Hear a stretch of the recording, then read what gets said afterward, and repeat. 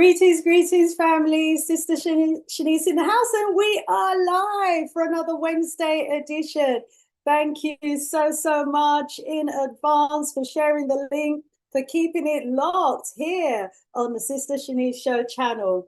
Okay, so as I do, I'm going to grab that link and share it with our wonderful family around the world, so that each and every one of them can actually join us today. So how have you been? How's your day so far, family? I hope it is great. I hope that you have been thoroughly enjoying your day today. Wow. Every day, as we know, some are born and some we lose, don't we, family? And we've lost an icon today, and I've got a poem from Brother Mama as a tribute that I will be reading out in the show today. I'm also going to try and actually pick up where I left off from last strong as well. So we'll see if we've got the time, okay, to do some of those tributes for Jamaica. Jamaica has got so many heroes, so many sheroes. If you missed the show last strong, we were paying tributes and we were honoring many of them. So you can go to the show that I did last strong, okay, and there you will find the first part of the tribute. And today I'm going to be continuing to do a few more, okay? We also today have some other news in brief. And very importantly, a little later in the show, we have a number of guests who are authors. Yes, family, we have great writers among us in our community doing phenomenal works. And we've got a few that are going to be coming and joining me in the show today. All right, so certainly hope you're going to be staying with us throughout the show today. Okay, so let me grab my phone and send out the link so that the family can join us and we can get the show on the road. Okay, this is Wednesday, Ujama Day, another fantastic, blacktastic day in the life of us as Africans. And wherever you are, we are in the world, you know, let's make our footprints deep and formidable in terms of, you know, our achievements, our accomplishments, and, you know, celebrating and recognizing who we are as a people. Talking about celebrating and recognizing who we are as a people, it is also Black History Month, isn't it? And so I'll say a little bit about that as well. Okay, so I'm just going to share the link with a few of the family members, and then I will be focusing on getting into today's show. If you're in the house, please let me know that you're in the house. Give me a high five, you know, send me a message. Let me know that you're there. Tell me where in the world you're actually viewing us from as well. We have a wonderful, beautiful international audience, and you know, I want to celebrate you wherever you are watching us from in the world. Okay, usually we have family members from the Caribbean, from America, from Europe, various parts of Europe. We have a wonderful international audience here, and yeah, it's great. It's great. So, family, let's get together. Let's have the conversations about the issues that are impacting on us as a people. Let's have the conversations from our perspective as well. For those of you who are joining me for the first time, welcome. You are joining a wonderful family, a wonderful global family of Africans. We come together this same time every Wednesday evening. And, you know, I usually have guests, or I'll do a presentation and interact with you, our wonderful audience. And yeah, we have some meaningful conversations and discussions here. And yeah, we have so much to talk about as a people. You know, these days we have more media outlets than we used to have, which is great. And so there are many more conversations that's going on from an African-centered perspective. But when I started out, we were few and far between. And so it was really a hotbed of topics, that we would discuss, and almost exclusively so as well. But it's a wonderful thing. New technology has meant that, and the big C as well, has brought us all closer together as a people, I must say. And it's wonderful that we are, coming together and having these really important conversations from our perspective. So if you're joining me for the first time, thank you. I was just sending out the links to some of our family members. Welcome as you come through the door. It's Sister Shanice here in the house. And, I want to rise up. The entire family. Errol, get out of it. Who likes to get in my picture? Yeah, so rise up, family. Those of you in the chat room, rise it up. Those of you who are my subscribers, I thank you so much for subscribing to the channel. If you're new to the channel and you're not a subscriber, please do subscribe. It will be wonderful, to have you as one of my subscribers. To my Patreon supporters, thank you so much. Value you so much. And to those of you who are interested in joining me on Patreon, just go to patreon.com and search for Sister Shanice, sister with an A. And it'd be wonderful if you were to join me there as well. And to those of you who support me by sharing the links to this show and to this platform, and for sharing, some of my many other videos, I thank you so much for that as well. I really do appreciate it. For those of you who have been with me for a long time, you will know that, YouTube has shadow banned me, so they don't recommend my videos. So you're not going to get my videos coming up in your feed. Unfortunately, that means you have to search and find me. And so it has impacted negatively on this platform in terms of its reach. But because I've got such a wonderful, dedicated audience like, you all who are watching me now, thankfully, you still do find me. So when you do find me, please do share.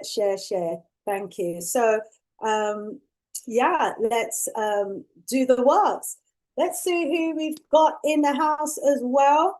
Drop a message in the chat. Let me know that you're in the house so that I can acknowledge you. Once you log in to this platform, once you log into YouTube, alrighty, and sign in, you can actually join us in the chat, okay? So I can see Verna's in the house. Yes, rise up, Verna. Verna's going to be joining us live here today as well. We got Brother Kwame in the house. Rise up, Brother Kwame. Great to have you in the house.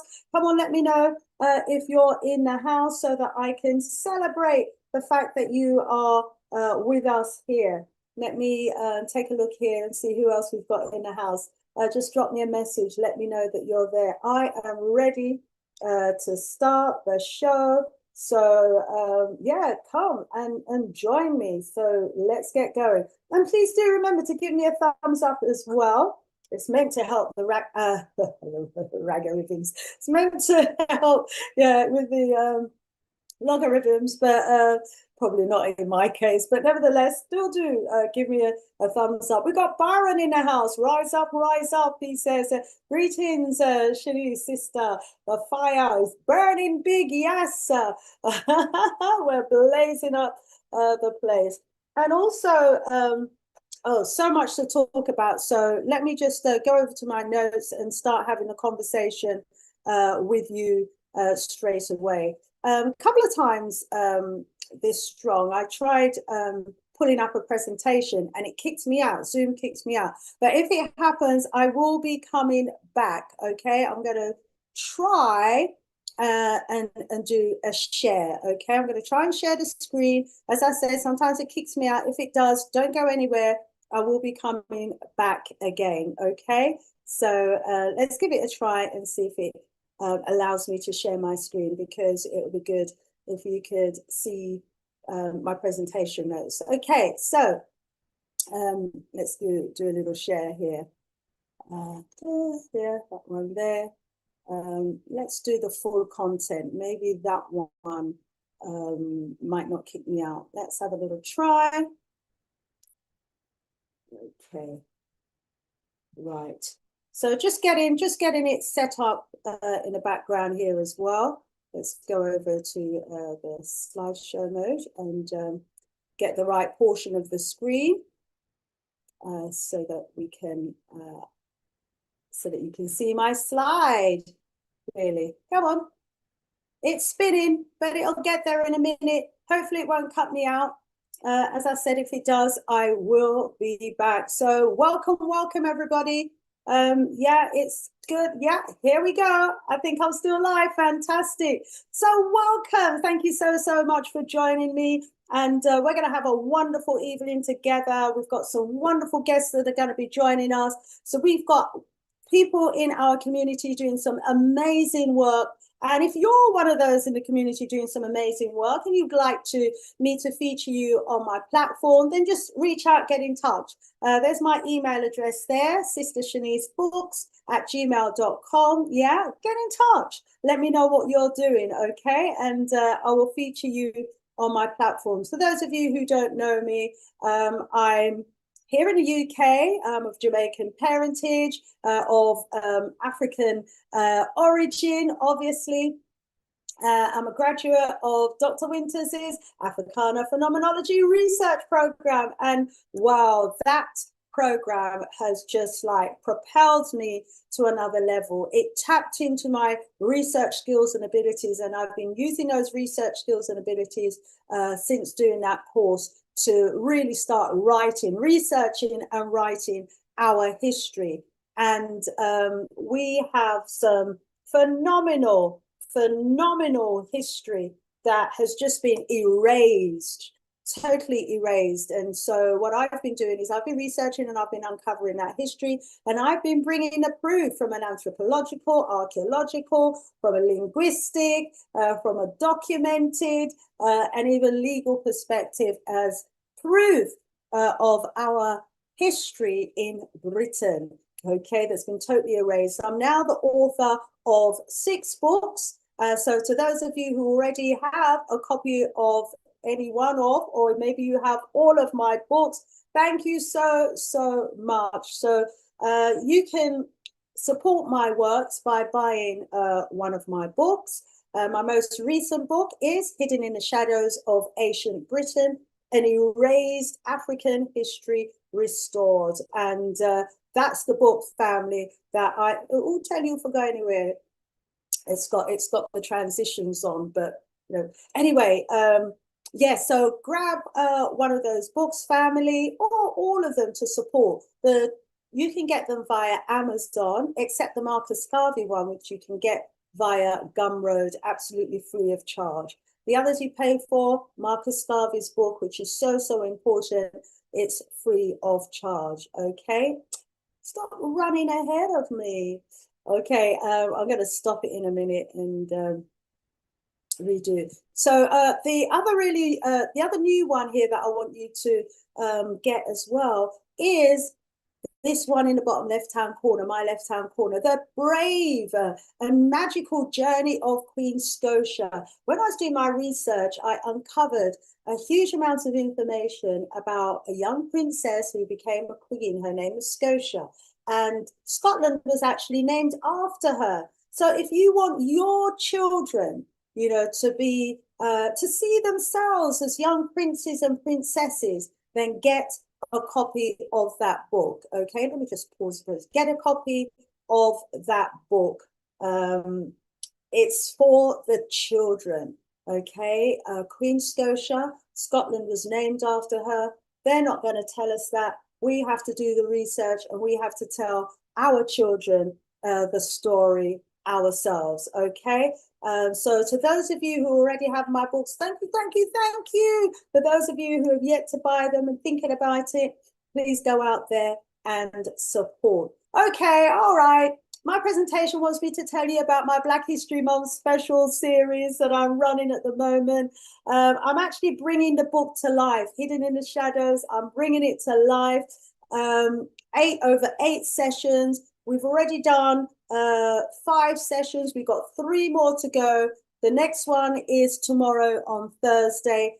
Email me and I'll give you information. Oh my gosh, these sessions have been so insightful. I've got several students on this course who did the Black History Month special last year with myself and Dr. Winters, where I delivered presentations and went into detail about our history. And they have taken the works to another level. They're going out and they're going on site, you know, to explore where this history was happening. They're taking first-hand photographs, and they're doing amazing works, and they're writing as well, and their books will be coming out soon, and I can't wait to feature them on my show, and I'm sure Dr. Clyde can't wait to feature them as well. So proud of the works that they are doing.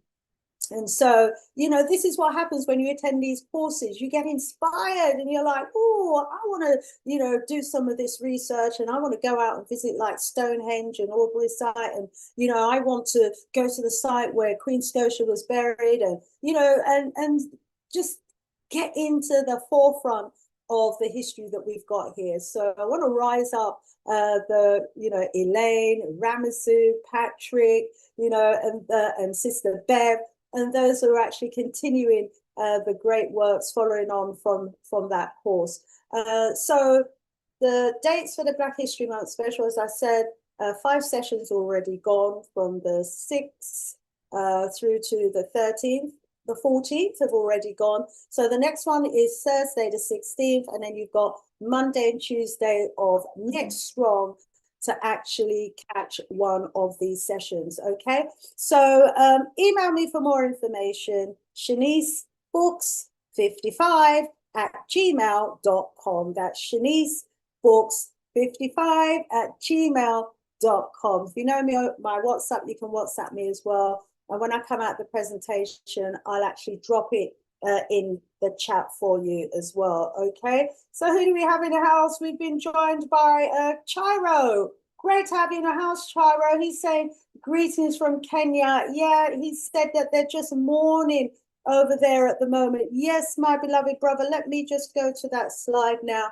For those of you who don't know, Kenya is in a somber mood right now. They're actually mourning the loss of their previous president, Aralia Odinga.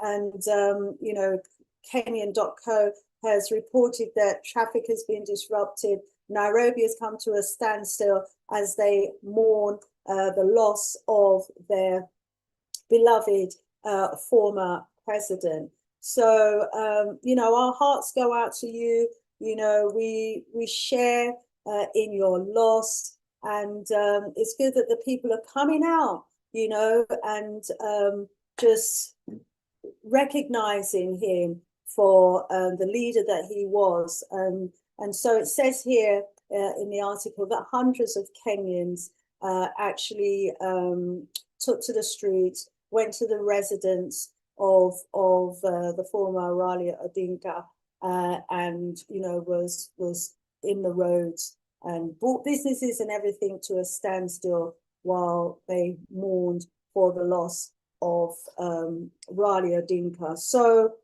yes, my beloved Chiro, we share your loss. Yes, we do. R.I.P. Aralia Odinga. And our brother, let me just find his poem.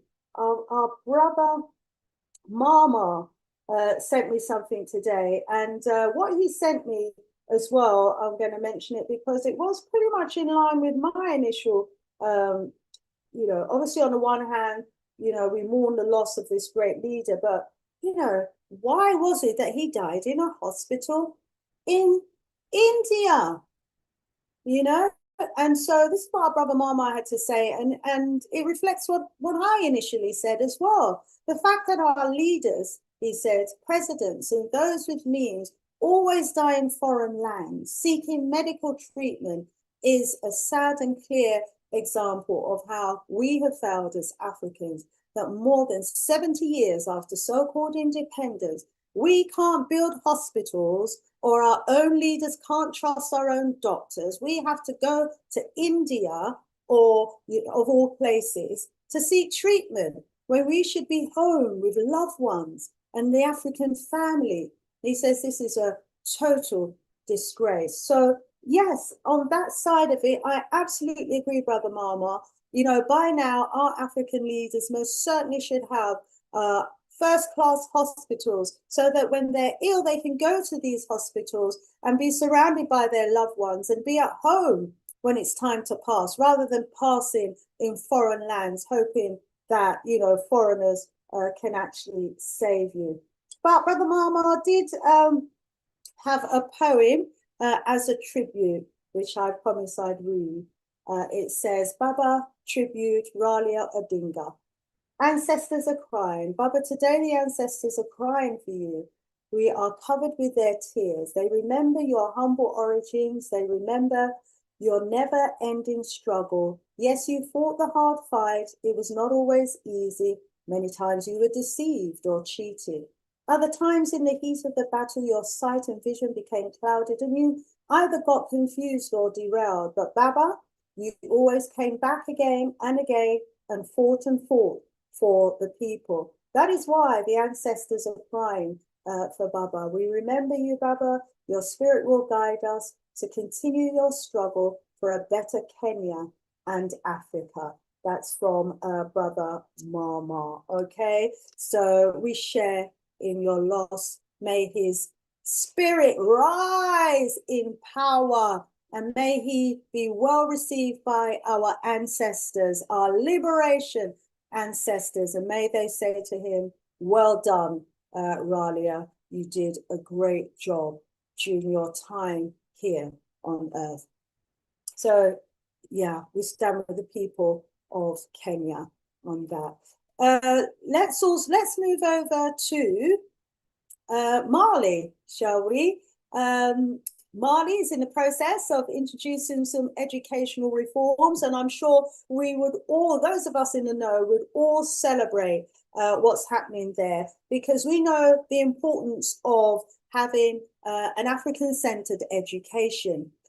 So 2 years ago, Mali demoted the French language of its former colonizers, and that was a symbolic move. And now the Malian Ministry of National Education has announced the suspension of the teaching of the French Revolution from the 9th grade history curriculum, and we welcome that. You know, so we want to rise up President Assimi Goïta, because obviously he's decided that he wants his people to actually focus on an education that's going to elevate them and their minds and promote race esteem. Because, you know, if you're learning of the victories of foreign lands, then you're going to see those foreigners as victorious. But if you are learning about the victories and the greatness, the great achievements and accomplishments of your own land, then you're going to see your own people and your own land as being victorious, able and capable. Yeah, and so that's what's going on there now as well. The other good news is that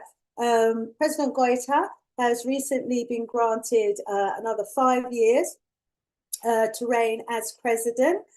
This term was granted by the transitional parliament, and the transitional parliament is made up of 147 legislators, and of the 147, 131 of those National Transitional Council members actually approved and granted the mandate for the President Assimi Goïta to continue doing the work. So we celebrate him.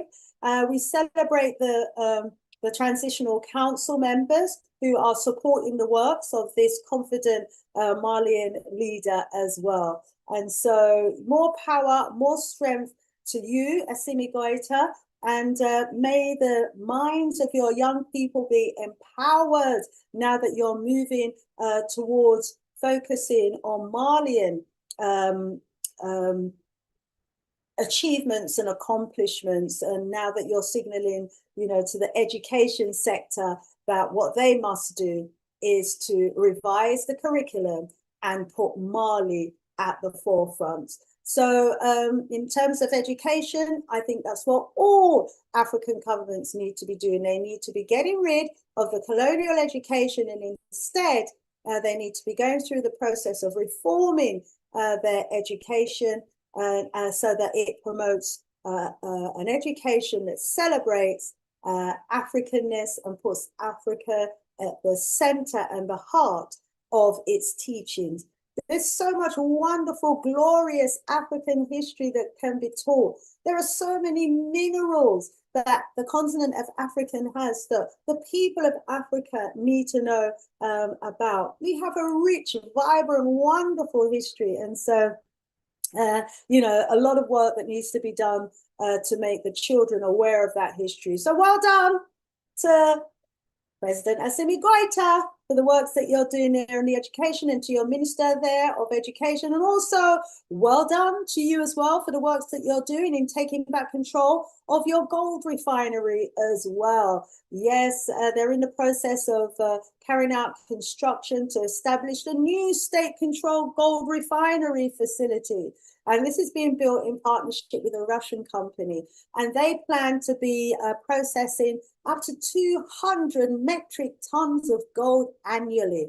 I don't know what they do with all of this gold. Do you? Please tell me. They just keep digging it up. What do they do with it all? Anyway, they're going to be owning or holding a 62% stake in this new gold state-owned company, which is brilliant, because I know in the past African governments have had a really raw deal from the Europeans and other Westerners when it's come to these percentages that they get for their own minerals. So rise up, President Goïta. Assimi sometimes gets overshadowed by the great Ibrahim Traore. So, got to rise up our Malian partners as well.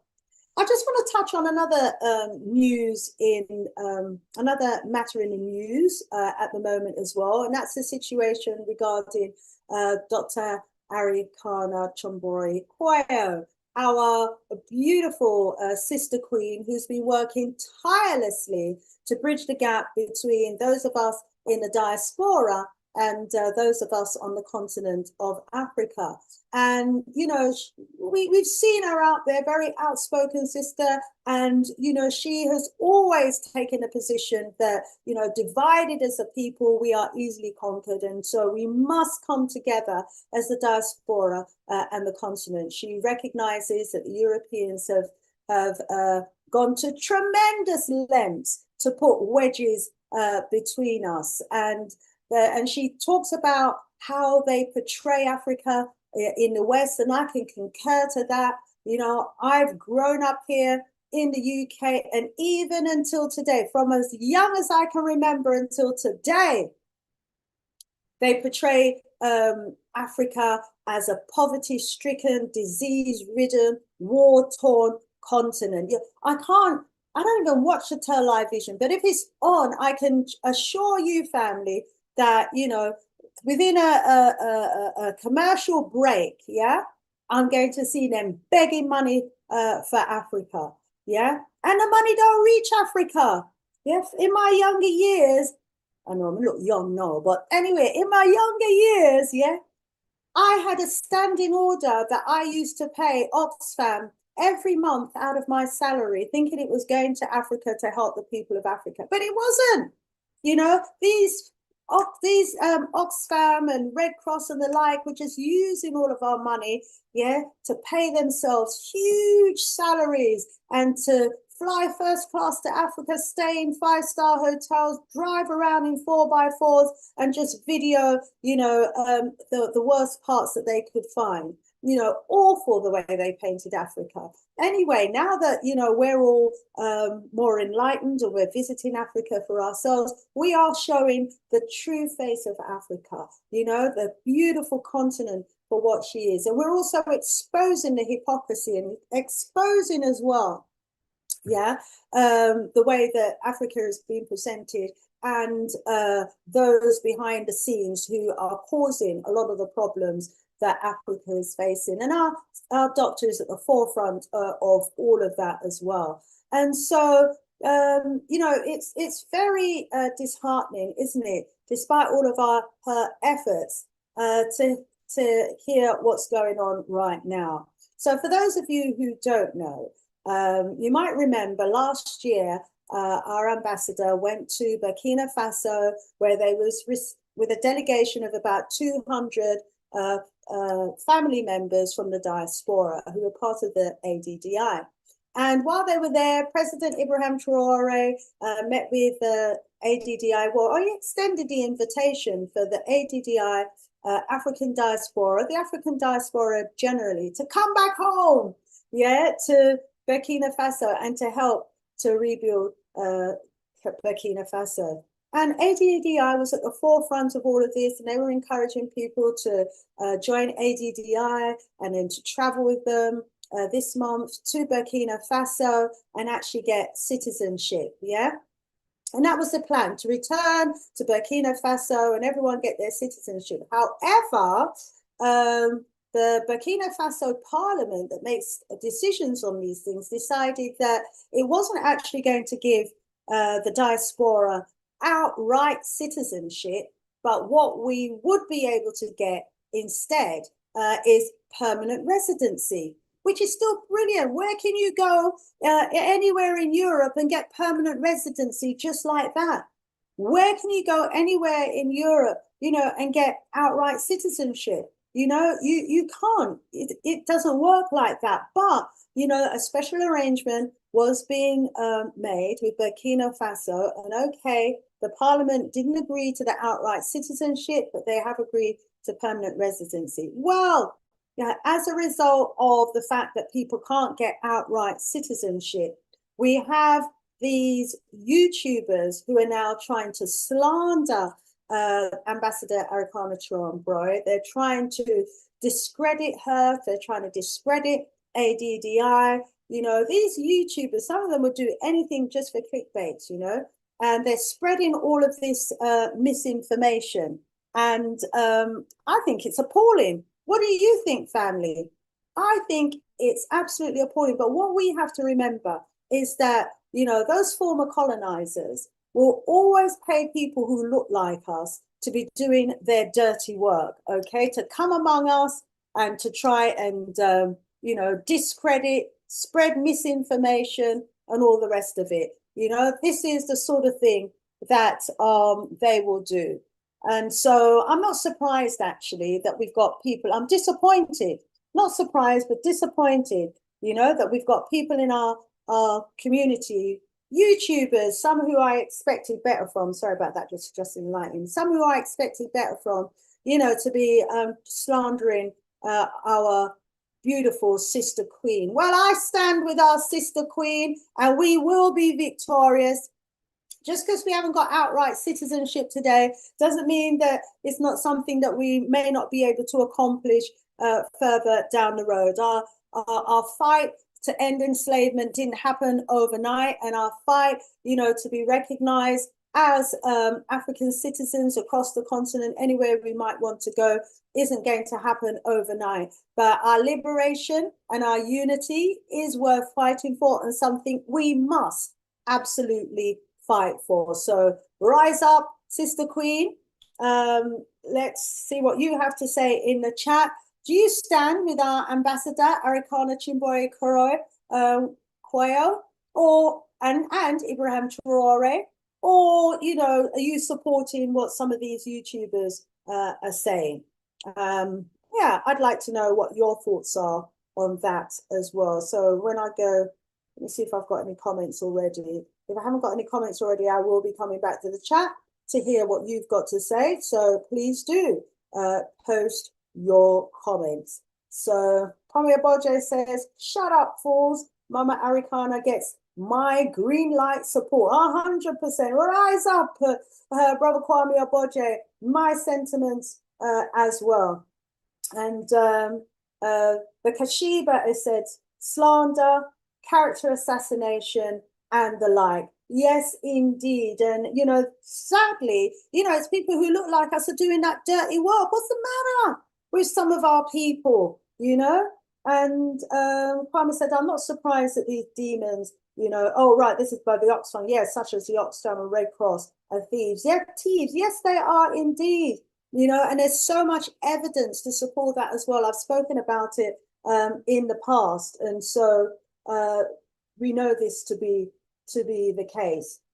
So yes, rise up for your comments. We got Jamaica Junker in the house. Rise up, the Jamaica Junker. Look a while since we see you in the chat. Good to have you in the house.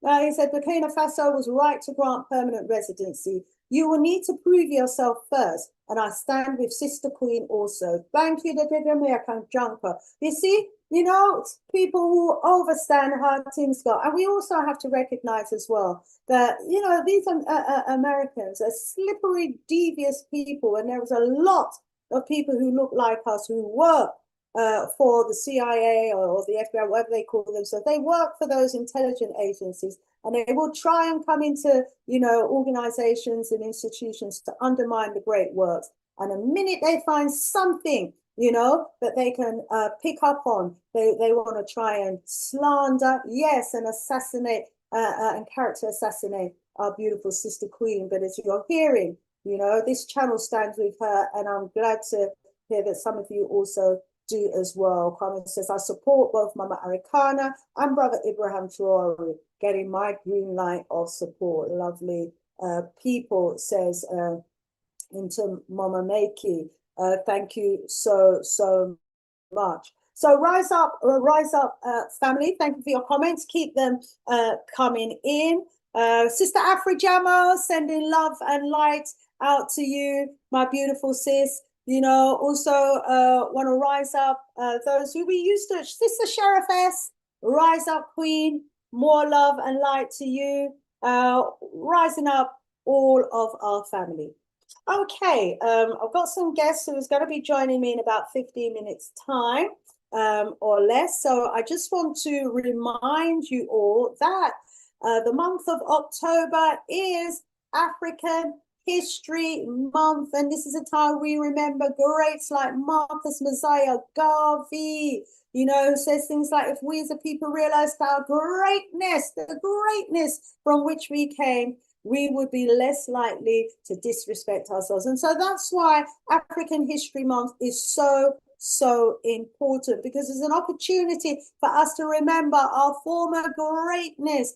And so we want to thank, you know, greats like Carter G. Woodson, author of the book, The Miseducation of the Negro. And what he wrote back then is just in 1933, I think it was, it's still so true today. Yeah, so the origins of Black History Month, as we know, started with the works of Carter G. Woodson back in the United States of America. I think the first Black History Month, yes, was in 1926 when it was started as Negro History Week. And, you know, there's a wonderful story around how it started and, you know, the participation that they had during the time. There was a recognition of us as African Americans, those in America as Africans. And, you know, it was just celebrating our greatness. Thousands of African Americans would travel from all over the country to come to these events, and it just grew and grew and grew. And so, you know, if Carter G. Woodson was alive today, I'm sure he would be so proud to see, you know, the extent to which Black History Month, and maybe we should start calling it African History Month now, has grown, because it evolved from Negro History Week, you know, to Black History Month, and now maybe it needs to evolve to African History Month as well. So great works that Carter G. Woodson did there in bringing Black history, giving us Black History Month as an opportunity for us to highlight our greatness and our successes. And so, following on from the works of Carter G. Woodson, our great Elder Echaba, our living legend, Echaba, he is credited with actually founding Black History Month here in the UK 39 years ago. So next year, family, is going to be 40 years of Black History Month here in Britain. We need to be planning our celebrations from now, okay? We have to use these African History Months as an opportunity to raise awareness of the significant contributions that we as Africans have made to the world. It's an opportunity for us to honor our great heroes and sheroes. It's an opportunity for us to celebrate our achievements, yeah?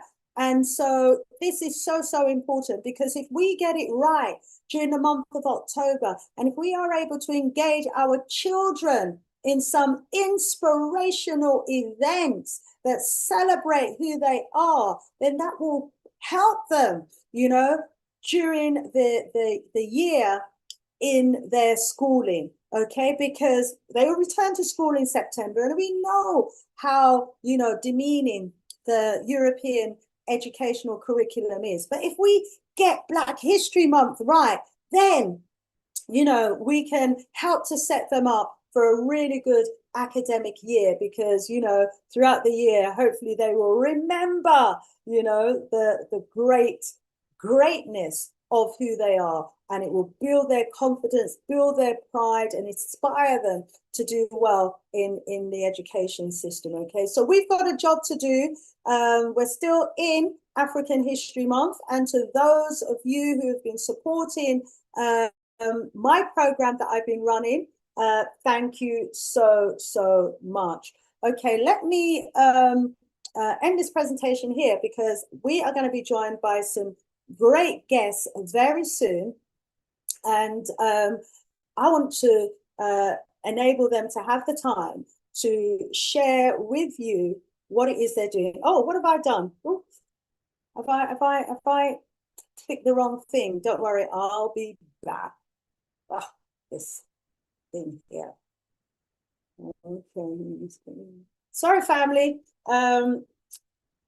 My computer's just spinning here a little bit. Hopefully, I will be back with you quite soon. And oh, come on, let's stop that share there. Don't worry, I'll be back. They can't get rid of me for long. Right.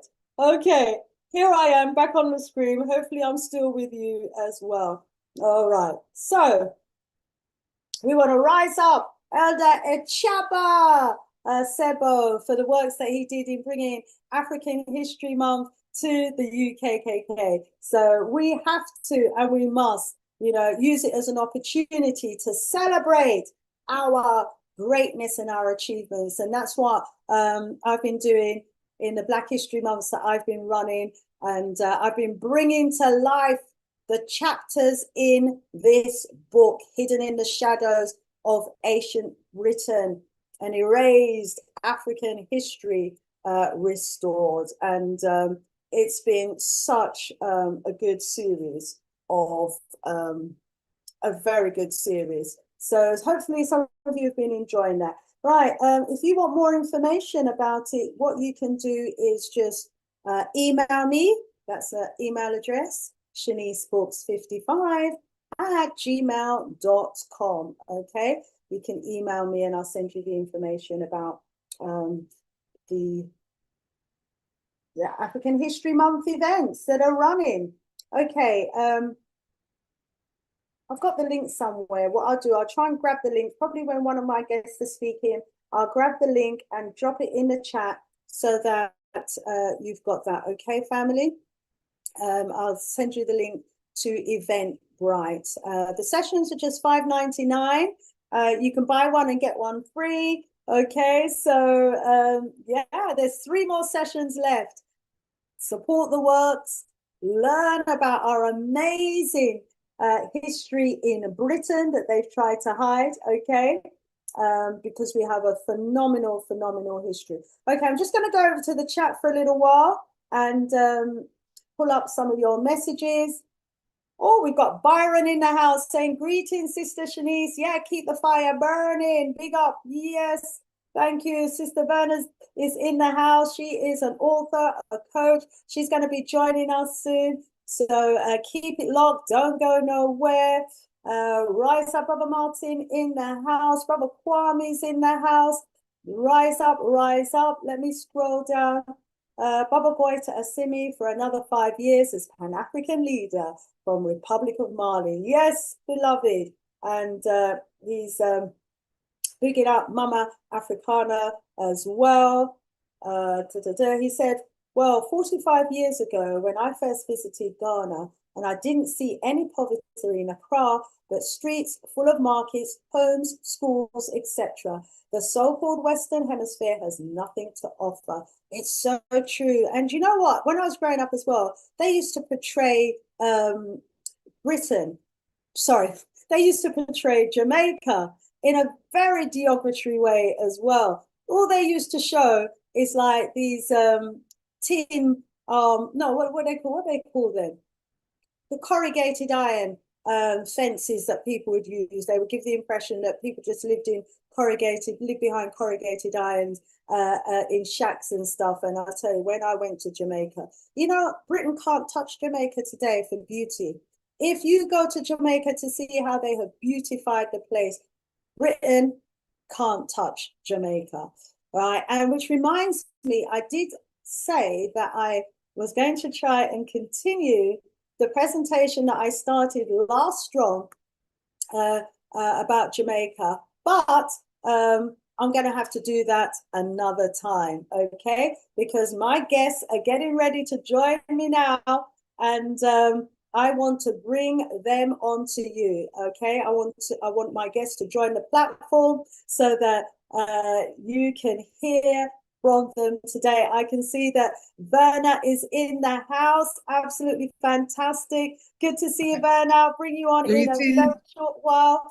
Let me put on my speaker so that I can hear you clearly. Welcome.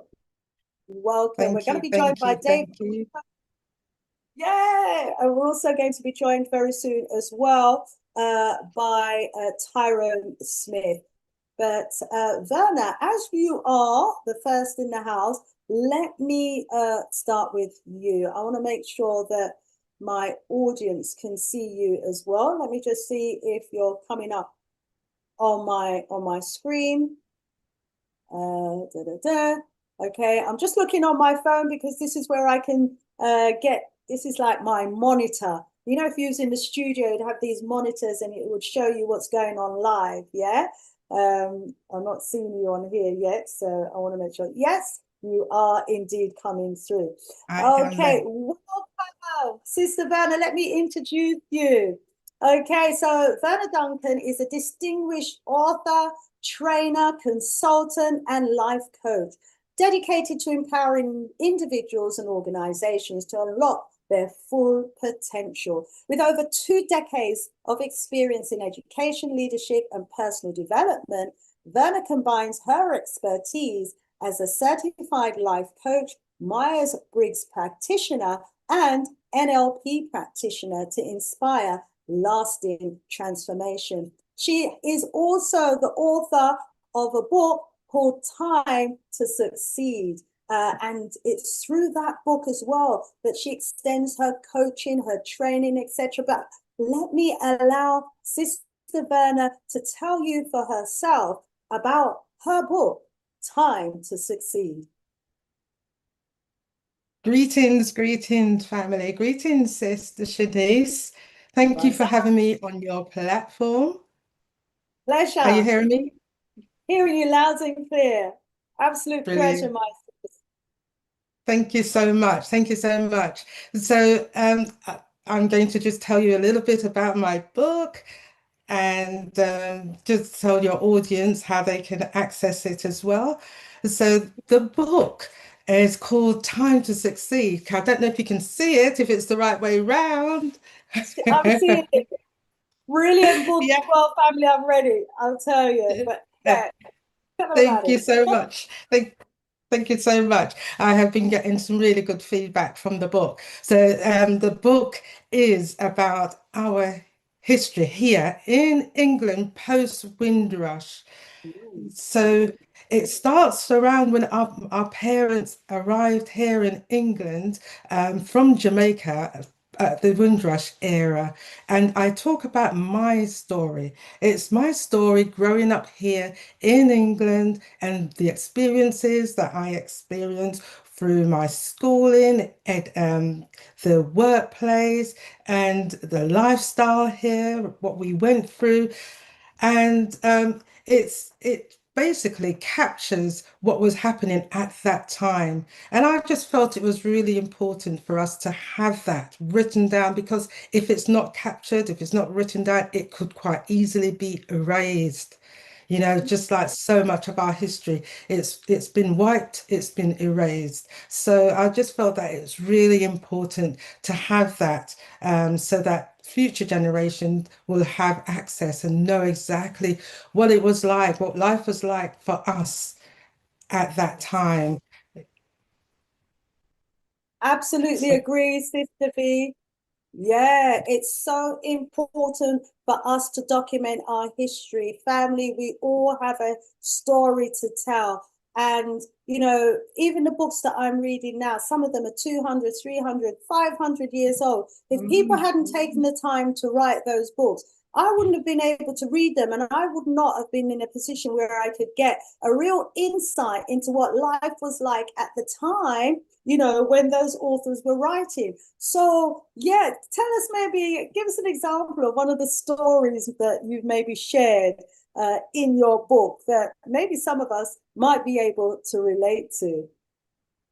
okay, there are just so many stories because it starts from growing up from in the late 60s, early 70s, and I don't remember it. I don't know if people might know or remember that time, if people are were in England at that time. It was tough. It was hard for us as Black children growing up, going through the schooling system, and teachers, that the experiences that we had with our teachers, and coming home from school and being chased by the teddy boys and mods and rockers, whatever they called themselves. We had to run to make sure that we got home safely. So I'll tell those stories in there of what it was like because even though it was quite a an experience for us. Some people might, it was quite a turbulent experience, but it's about turning that experience into positivity, looking at how we can use that experience to help us in terms of moving forward and not allowing ourselves to be stuck in that situation of negativity. So the book, even though it charts my story and it's like my memoir, it's also a motivational book as well, so people can actually use it as a coaching tools because I've also included coaching tools and techniques in the book as well. So people can actually use that book to help if you're going through any issues, feeling stuck, don't know what to do, how to overcome those problems. That book has some of the answers and techniques and tools that you can use. So it's right all here in the Time to Succeed. So it charts our journey from the Windrush generation right up until, going to work up to today. What we've experienced here in Britain, some of the marches that we had to go on, the struggles that we had, all the racisms that we were faced with at that time. We were faced with so much adversities. But the book basically looks at how we overcame those adversities and how we were able to succeed even though we were faced with adversities. So it's a book of triumph and strength and resilience as well. So yeah. Oh, wonderful. You know what, Sister V, as you was talking about those days after school when, we'd have to run home, say, and those of us with brothers as well, in particular, would know the stories about the teddy boys and the Mm, aunts and the like who used to wait, mm, and gang up. And then, they chase black people, black boys to try and, beat them up and mm. seriously some of them, they'd have weapons. Yeah, you're right. Yeah, I mean, I forgot yeah. about those days. But It's unless so somebody easy. writes about it, that information Absolutely. could be lost. And it's so important that we know that, our people went through that here in Britain Yeah, because, the fact that we can walk the streets today without being chased by a load of, skinheads and the like with weapons is because we ended up turning around and fighting yeah, them yeah. back. When they started Absolutely. getting a good old hiding from us, that's when them fix up themselves, isn't it? Yeah, Absolutely, absolutely. So it's really important that the younger generation understand and have an appreciation of what we've done in terms of laying the foundation for the next generation. Because if it's not written, then it could quite easily be denied, and they that's will, right. yeah, say that it's never happened, but yeah, it's been captured. And I think, we do need to write more. Our Yeah, people, we need to document our journeys and just have it there for future generation, have it there as our legacy. It's yeah. really important that we make our present known. Absolutely. Well done to you, Sister V. I'm going to be coming back to you in a little while. Okay. We've got Tyrone who's off camera. Tyrone, put your camera on, please, and keep your camera on while you are. Werner, no, keep your camera on, Werner, as well. I don't want no blank screens. I want to see my people looking good. Yeah. Okay. So thank you for that, Sister V. Really important history there. And maybe some of you in the chat, who are of a similar age might remember some Mm. of these incidences. We have been joined by Tyrone, who looks too young to remember those days, but he might be aware of them. But let me introduce Tyrone briefly to you. So, Tyrone, he's the founder of Bookman Academy. And boy, when I looked at his website and I realized that it was named after Bookman Dottie, we said, go on, Tyrone. Anyway, Tyrone, he's the founder of the Bookman Dottie Academy, an organization that specializes in Pan African education. And Bookman Academy have developed an online school with free curriculum, that covers Black history, political science, liberation philosophy, psychology, and sociology. And when I read this, I'm like, what? This one, I mean, never know nothing about it. So yeah, and so they have books as well for adults and for children. And I want Tyrone to tell us, and welcome, brother David, as well. Put your camera on. We want to see you too. You know, but as I've started introducing brother Tyrone, welcome. Tell us a Thank you. little Thank bit you for having me. about, yeah, tell us a little bit about yourself. Well, you kind of set the stage really well with the introduction. Usually I just kind of say it's not about me, it's about Brookman Academy, the organization, and the Pan-African work we do in education, so Black history, political science, liberation philosophy, psychology, sociology. We've got a bunch of books. We got a bunch of pieces written by the community as well on our online school. Again, it's all free, all different lessons. There's a whole laid out curriculum there that you can go through level by level, step by step. And yeah, we're on all the socials, all the major social platforms. We've got a Patreon page. And yeah, we've just been putting in some of this work over this side, trying to get some Pan-African connections going, some education going on. And yeah, we've got a couple of books, and we'll be selling those on Saturday.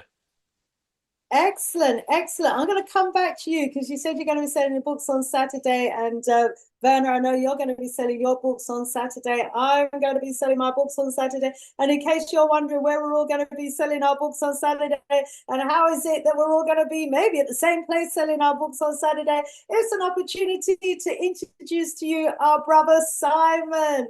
Rise up, David Simon, for your great, great works. Well, let me just introduce you to our audience. David Simon is an author, an educationalist. He has won several national and international awards. He is the co-founder of Ebony Saturday Schools and author of the Genius series that include the best-selling How to Unlock Your Child's Genius and How to Use Black History to Unlock Your Genius. Family, I've got these books. They're great. Every household needs to have them, especially if you've got children. Unlock the genius within your child. Anyway, he is the founder of Seeds Project that supports schools in Africa and the Caribbean. And I've attended one of his seed projects in the Gambia as well. Another fantastic program.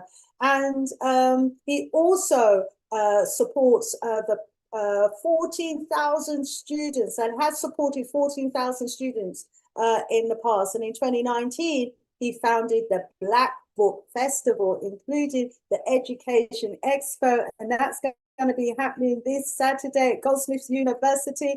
And we are all going to be there. Welcome, welcome, David. How are you? Take yourself off mute. We want to hear your voice. So often. I'm fine. Hearing all of that makes me feel very, very old, because Ebony Saturday Schools, we started way back 38 years ago, and in a rundown youth club in Catford. And, we had no idea that 38 years, on, we will be still working, publishing, delivering teacher training in various countries, etc., etc. So it's been quite a journey, but yeah, hearing you read that makes me feel ancient, in fact,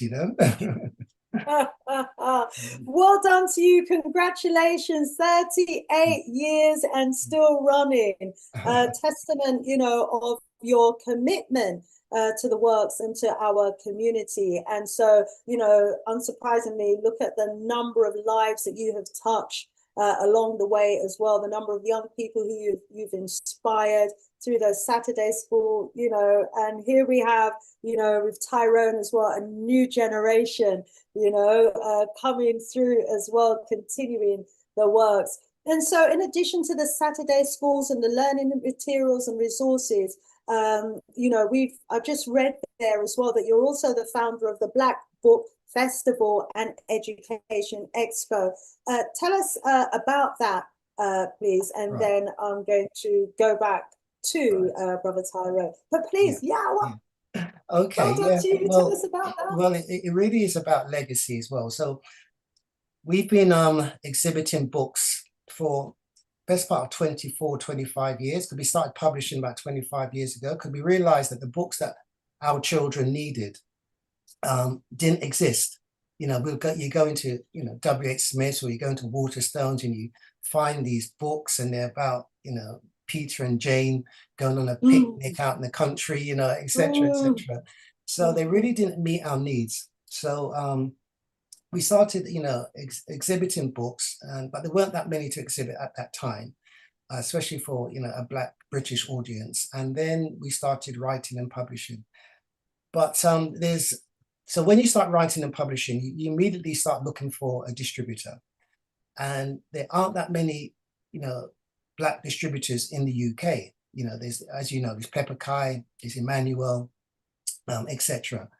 But internationally, we struggled, so we began to get into the world of, publishing, and book distribution more. And one day when I went to the London Book Fair, all I saw was this whiteness. And there might have been a few books on hip hop, that somebody, white publisher, has seen a market for. And I was there and I spoke to Mike Williams, who runs the Black scientists and inventors series. And I said, we have to do something about this, So we, well, I started the Black Book Festival, and but then COVID came, and COVID came a week before it was due to, to launch. So I had to cancel probably about 5 days, before the event. But so we kept it going online for about 3 years, and then we went to Goldsmiths, and this is going to be our 3rd year. So this, in effect, is our 6th year. And so that's how it started. But really, it's about legacy, because I don't want people like Tyrone, to really, come and have the same problems and issues that we have. Now, through the Seeds project, almost inadvertently, we're beginning to have a book distribution service. So we distribute in 12 African nations. By the end of this time next year, it'll probably be about 22 or so. And we give books, we buy books here, and we give books to the schools and the libraries, and sometimes we help build libraries. So that's how it started. It was to address a range of issues. On our blurb, we say to showcase Black writers, Black booksellers, Black publishers. But I think it's more than that, and we have to address this because we are not getting our books to our community. We're not penetrating our communities. I can, well, you know West Africa well, and we're not getting our books into the schools, into the universities, into the homes. And we've got to be creative about this. And I think we've got to have a greater vision. When I started, I just had a vision of getting my books around Lucian, and but now, knowing what I know, we're going to the Lagos Book Festival next year. Wow. It's because we want to network with book distributors in Ethiopia, in Somalia, etc., etc. We really want to become a true Pan-African book distributor and publisher, you see. So it's really all those things coalesce to make us do this book festival, but it's not a festival like a typical kind of bourgeois book fair where you have celebrities, Black celebrities. They come, they book sign, and then Black community buy their books. It goes to the white publishers, goes to the money's paid to the white publicists, and we end up with nothing. We're back to square one. It's about building things. So at the festival, we're glad to have Verna and Tyrone there. And, we're more looking for grassroots movements, more looking for grassroots empowerment, rather than, as I said, that bourgeois model that's not gotten us anywhere over the years. Wonderful vision, Brother David. And, thank you so much for your commitment and the energy that you've been putting into making this work. Absolutely phenomenal. And yeah, it's so important, isn't it, for us to get our works out there globally, it's not just a national vision, an international vision, which is brilliant, and will connect us with brothers and sisters around the world. And hopefully there will be some family members from various parts of the world watching today. I know we had comments from someone in the chat from Kenya, who's a writer. So, and is running some writer training courses. And so we can start to make more of those connections. But well done to you for your works. And not only will Tyrone and Verna be at the Book Fair Festival this coming Saturday at Goldsmiths University, but me, I got there too. Yeah. Me, I got there. Brother Tyrone, let's jump back to you. You was just starting to tell us a bit about yourself. And so how long, and also I want to know how long you've been running your academy for. I want to know more about this academy. Great works you're doing, because you don't look old enough to be doing all what you're doing. So tell us a bit about, your vision, etc., where it started from. It's been a few years. So the website was launched a few years ago, but I had the idea Probably from around 2017. To be honest, I got into all of this, I guess, slowly through life experience. Music was a big part. And then I started to read a lot about African history and about some of the politics of things that were going on. Started trying to think like, how can we get this information to people, particularly young people that didn't seem to be interested. The kind of Pan-African tradition, Saturday school tradition had kind of disappeared. That was there, in the 70s, the 80s and stuff. Um, so I was kind of thinking how's best to do it. Maybe, do it online. An online school makes the most sense. People are always on the internet these days, and it's the best way to sort of get your message across to all the different places in the world. And I was like, okay, so if we're going to use the internet, how can we kind of develop things so they're kind of eye-catching and entice people into learning? So we thought about doing these lessons, like small snippets, just small kind of bites and tasters to kind of spark your knowledge of self and your consciousness. And then we just kind of developed from there, built the online school, redesigned it a couple of times since. Um, from there, did a few online lectures, then did a few in-person lectures, did some university lectures, did some community center talks, trying to basically just spread the education as much as possible. And then got the idea of writing a couple of books as well as illustrating them. And then those the two books that we had originally were both for adults. They're quite, I guess, intense. And I just kind of thought, well, maybe we could start people a bit earlier. So I've started this series of children's books. So we've got the first one is out. The second one is going to kind of make its debut at the festival on Saturday. And we're hopefully going to get by, I would say, hopefully the end of next year, we'll have all eight. So I've planned eight different children's activity books. And hopefully by the end of next year, though, big collection will be ready and we can kind of start getting into distributing them to maybe some schools, some community centers, some Saturday schools, basically whoever can utilize them and just keep going from there. It's about trying to do our best to educate as many people as possible, get them on the right path of education as well. I think a lot of the education we decide to give, particularly our kids, is education that allows them to fit in better to the mainstream school system and mainstream society, as opposed to education that's empowering and the knowledge of self. So this is kind of very alternative, very much about the empowering side, and less about trying to fit in more within mainstream schooling by finding somebody that looks like you but does everything exactly the same as what everyone white in this country does. So that's basically our perspective, and hopefully it keeps going, and it keeps going in a Yeah, positive way. And so we hope so. yeah, Sounds and hopefully it's a amazing. great. Hopefully, I'm hoping for a very, very great response on Saturday.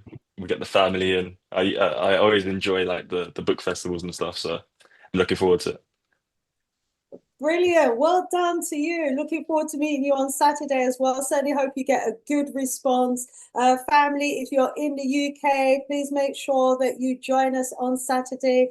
Goldsmiths University, London, Lewisham, New Cross, more New Cross than Lewisham.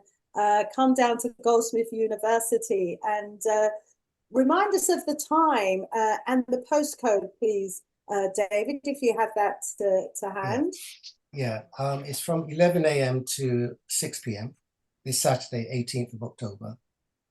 It's in the Great Hall in Goldsmiths, and the address is the University of London, Goldsmiths, 8 Lewisham Way, New Cross, London, SE14 6NW.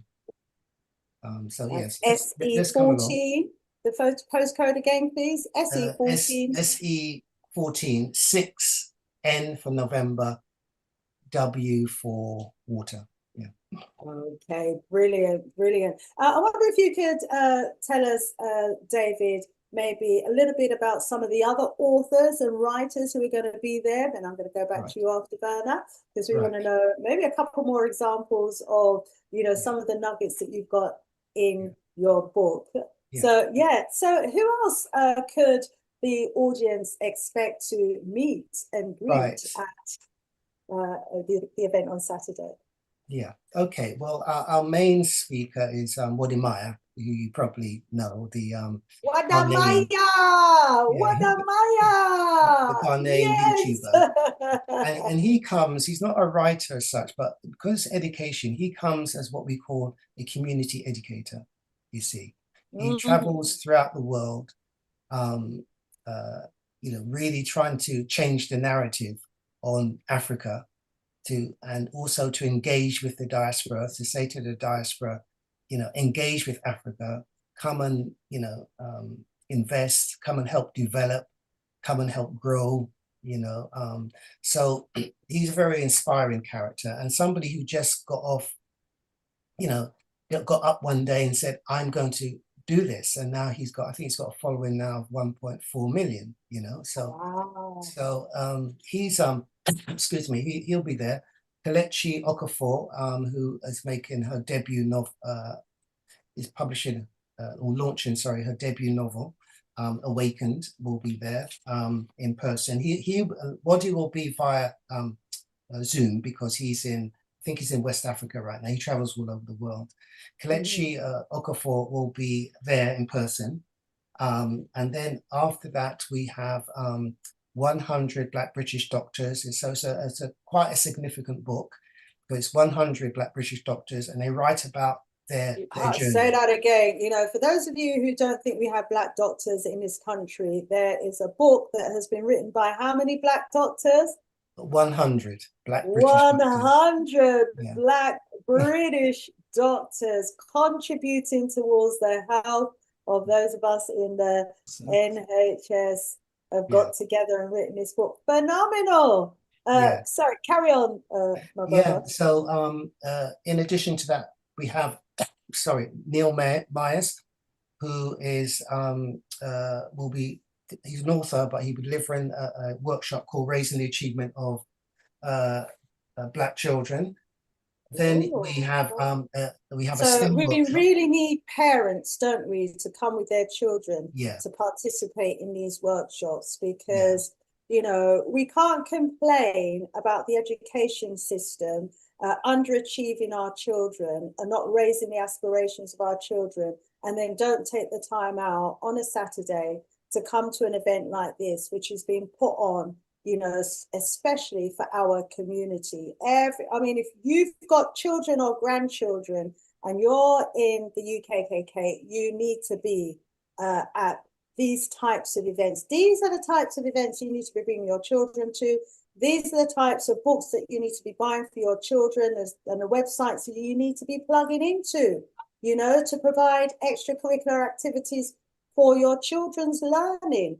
Wow. So yeah, who's going to be running that workshop? What's it likely to comprise, David? Yeah, Neil Myers is doing the one raising the achievement of Black children. There's a STEM workshop, and that STEM workshop, be showing it's for children 8 years and above, and that one is showing children how to use robotics and explore the world of robotics and touching on AI. So that's going to Wow. be. And again, oh my gosh, sorry about this, but we all say we want our children to get more involved in the sciences, in engineering, in robotics, and those types of programs. And they're not going to be inspired to do that in the schools because, if anything, the school is just going to leave our children behind because this is the pattern, this is the tendency. But they could come to an event like this, engage in this sort of activity, and that could be the spark, that just triggers their interest for life. Wow. Yeah. Phenomenal. So that's going to be led by a group of African American scientists. Scientists. So who are based in the UK. Then we have what we call a children's. I don't think I'm going to be at my stall. I'm going to be in all of these workshops myself. And then I'm doing a workshop called Start Your Own Education Business because we've had built a new e-learning AI platform. And just like how you saw me in Gambia deliver that training, now there's only one of me, and we got to deliver it. We're doing a very big project in Ghana. So what we've done, we've developed this e-learning platform, and it does everything. It's actually better than me being there. And it means we just send a link to all the schools that we're working with, and they can deliver it. And also they're sharing it with we've asked them to share it with 5 other schools. So we hope to be reaching schools with a student population really of around about 60, 70,000 through this teacher training module. So we were launching that there. But and for what's the really good children, about that program, just to say as well, David, is that you're teaching the teachers. yeah. You're teaching the teachers to Yeah. do the teaching. Yeah. So it's brilliant. Yeah. Yeah, and Yeah. you can see how keen they are. You were there. Yes. You can see how especially the young teachers, and the last time we delivered teacher training in the Gambia and in Ghana, we used AI. We showed them how to use AI to do lesson planning bilingually, you see, so that it's not just English, it's in Wolof as well. Yes. Yeah. And then lastly, I'll just conclude because I know Verna's itching to tell us about her work. Not at all. I'm just like really in awe. I'm in awe of what you're what doing. it is, we have what we call a family tent. In that family tent, we do workshops for children. We do it in science through African storytelling. We do it in, we got a puppet show, which we've gone to great length. You know, puppet show. I used to love puppet shows when I was little. Yeah, and we got little black puppets, I'm sure. Oh, I want to come away with the names of these. And that's African Caribbean, using African Caribbean storytelling. Wow, And great. what else do they have? And then we do critical thinking games with them, with the children. Some traditional, some not traditional, but just to get our children prepared for the digital world and for life in general. So it's multifaceted. It's very much aimed at empowering the community. It's a kind of like book fair that we feel our community needs. You know, having worked in our community for 38 years and written all these books and, you know, talked to the parents, you know, we feel that there's so many areas, you know, that we need to cover for our holistic development as a people. So we hope it will go down. Fantastic program. Fantastic program. Well done. Well done to you, David, to you and your team. I'm really looking forward to Saturday. Family, you know, get your family members, your children in particular, down to Goldsmiths University in New Cross this coming Saturday, the 18th of October. I know there's a lot going on, but, you know, if you want to set your children up for life, if you want to ensure that your children, you know, get exposed to an education or a program or an activity that could be the spark that unlocks the genius within them, then get them down to Goldsmiths University. Well done. What a program. Verna. Awesome. And you're going to be there with your book. I mean, how could I follow that? It's just absolutely awesome. Wow. So much work. 38 years, David. That's just like awesome. You've done so much for our community. Thank you so much. I'm really looking forward to being there on Saturday. I can't wait. I can't wait to meet all the other authors there as well. Yeah, and to also, like Shanice, attend some of those workshops because it sounds absolutely brilliant. Yeah. So, okay. So you've got a website as well, haven't you, Verna? I what's your have. website? Yes. What can people expect to find if they go onto your website? Yes. Okay. So not only have I written a book, I've also done I've got an online course as well called Time to Succeed, and it's basically relates to the coaching industry. It's about understanding our mindset and how it's really important to have the right mindset to succeed. So over the years, through delivering programs in schools and colleges, workplaces, recently delivered a program within Brixton Prison.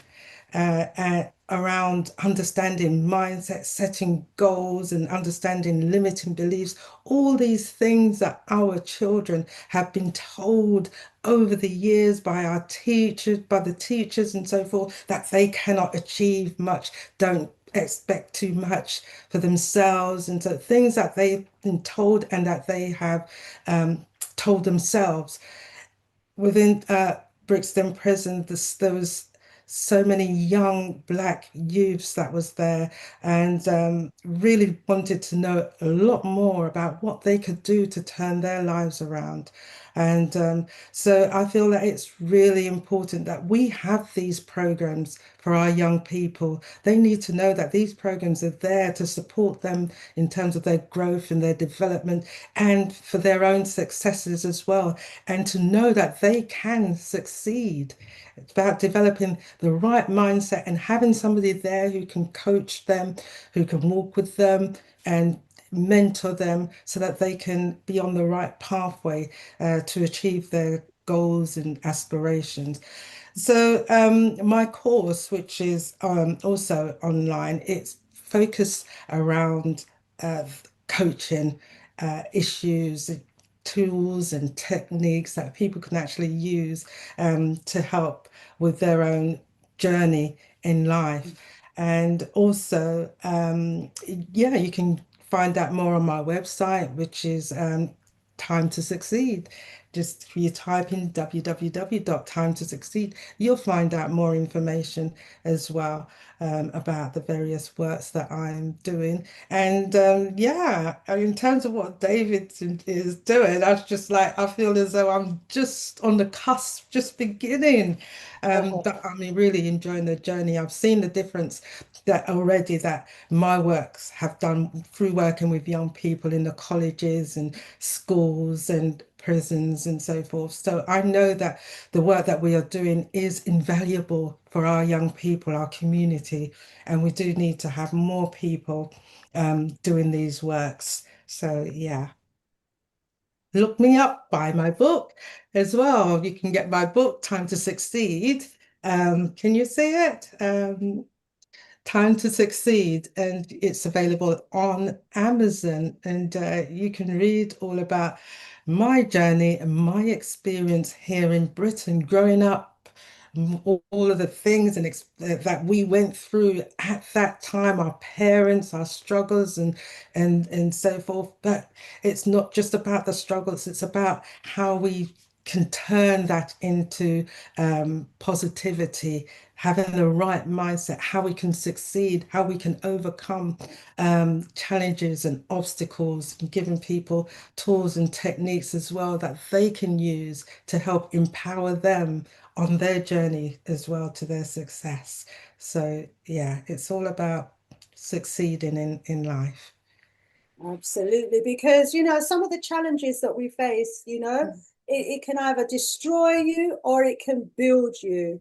And Mhm. if you've got like those sorts of techniques that write about in your book and that you've got on your website, if people can, adopt those sort of techniques, it will help to build them and help them to overcome the Absolutely. sort of challenges, especially that people face in the workplace. Some people experience hell in Mhm. the workplace, just to earn some money to pay some bills, Yeah, the yeah, and stress and distress. yeah. So, I've worked with so many people who in the workplace have just been going through so much stress. You yeah, know, they don't know where to turn, how to move on from that situation. And, and I say, if I had somebody who could have shown me, who could have walked with me when I was going through that, I would, find that really invaluable. So that's why I've put this book together. That's why I'm doing, the coaching. I do one-to-one coaching um, as well, public speaking, um, you know, um, just to try and get the word out there so people can know that there is somewhere and there's support out there for them.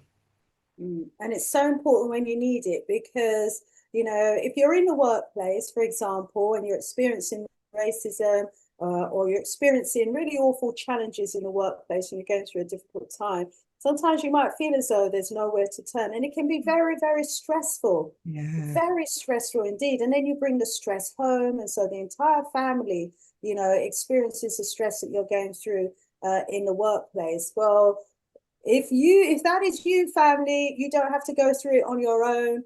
Get in touch with Sister Verna.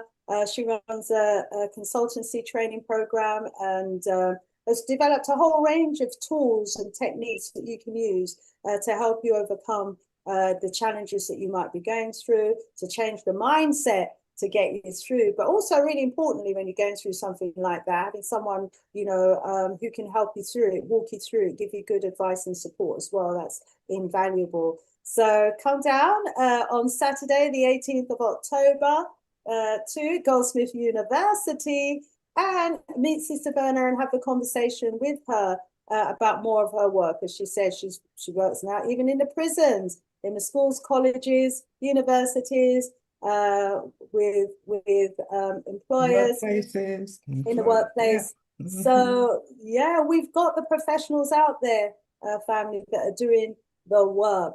Let me go back to Tyrone from the Bookman Academy. So, Brother Tyrone, you've told us a bit about Bookman Academy. Tell us, why did you call it Bookman Academy? Well, I guess the simplest explanation is Bookman. Well, I'll give a breakdown just in case people don't know who Bookman was, but he was the first leader of the Haitian Revolution, where from 1791 to 1804, the Africans in Saint-Domingue rose up, beat the French. These are the three biggest empires at the time, by the way. Most powerful, most devastating, most genocidal. So they beat the French, then they beat the Mm-hmm. British, then they beat the Mm-hmm. Spanish, then they beat the French Mm-hmm. again, and this was the French under Napoleon as well. When you And say Bookman, they, let's be clear. Let's be clear who they were that was doing the beating. Yeah. So these, yeah, as you said, the biggest colonial armies of the day, the French, exactly. the And British. these were, So, yeah, well, they were enslaved and they threw off their chains from multiple African nations and came together in what was a Pan-African revolution. And Bookman was the first leader of that revolution. He had a Voodoo ceremony, spiritual ceremony, with a whole host of different African people, where they basically declared that they're gonna rise up, throw off their chains, take out these enslavers, and they did it, and they won, and they abolished slavery. First nation to abolish slavery. They became basically a Pan-African hub and haven.